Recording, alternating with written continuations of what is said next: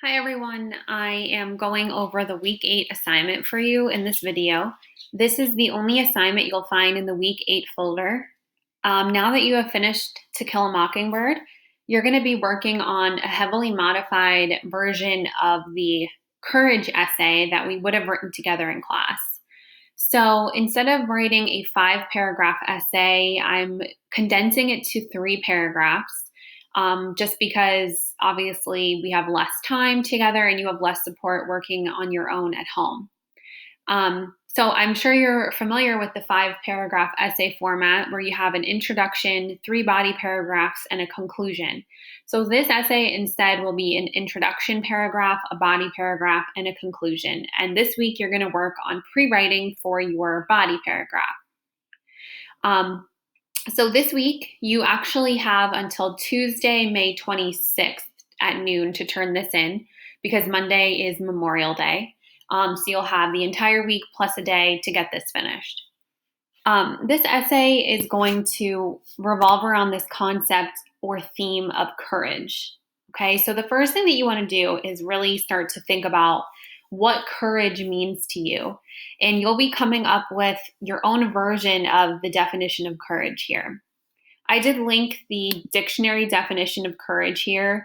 And basically, what I want you to do is spend some time researching the topic courage. Read various definitions, look at synonyms of the word courage, and maybe even some quotes about courage to help kind of influence your evolution of the definition of courage for you. And then you're going to write that here, courage is, and sort of continue from there.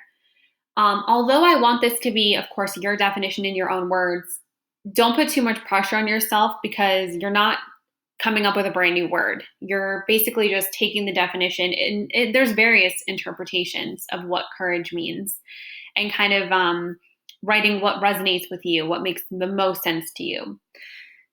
So once you have your definition of courage, you're going to pick one character from To Kill a Mockingbird that you believe embodies courage when they face their challenges. So I'm giving you a list of potential characters to select. This is not an exhaustive list. You can pick a character that's not on here, but just keep in mind you have to think of at least 2 examples of them demonstrating courage. So obviously we have Atticus, Boo Radley, Tom Robinson, Jean Louise, Jeremy, Jem, Miss Maudie, and Mrs. DeBose. But again, pick a different character if you'd like. This is your essay. You have a lot of choice.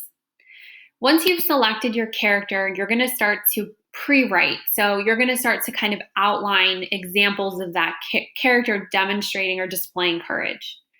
So I have here an outline of the body paragraph, and this is what you're doing this week.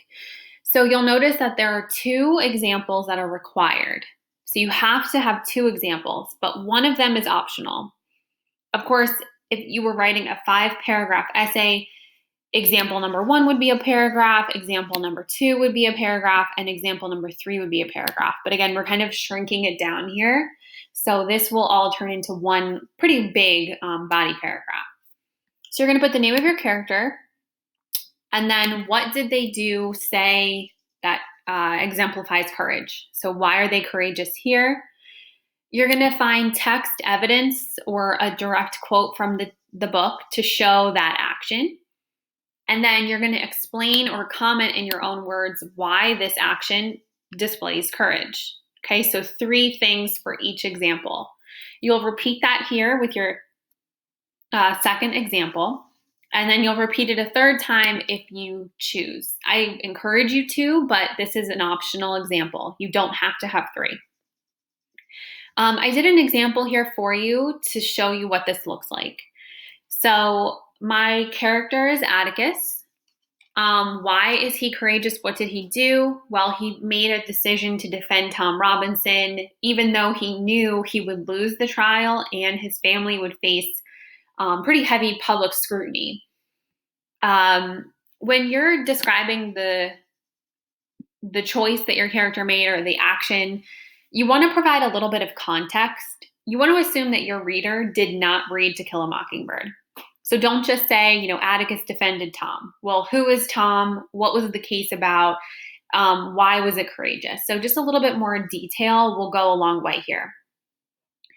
This is my text evidence. So I found this quote from the book. And of course, I have my quotation marks to indicate this came from the text. And then I have my in-text parenthetical citation. I have my page numbers here. So I'm going to tell you guys how I found this quote, because I don't remember exactly where this was.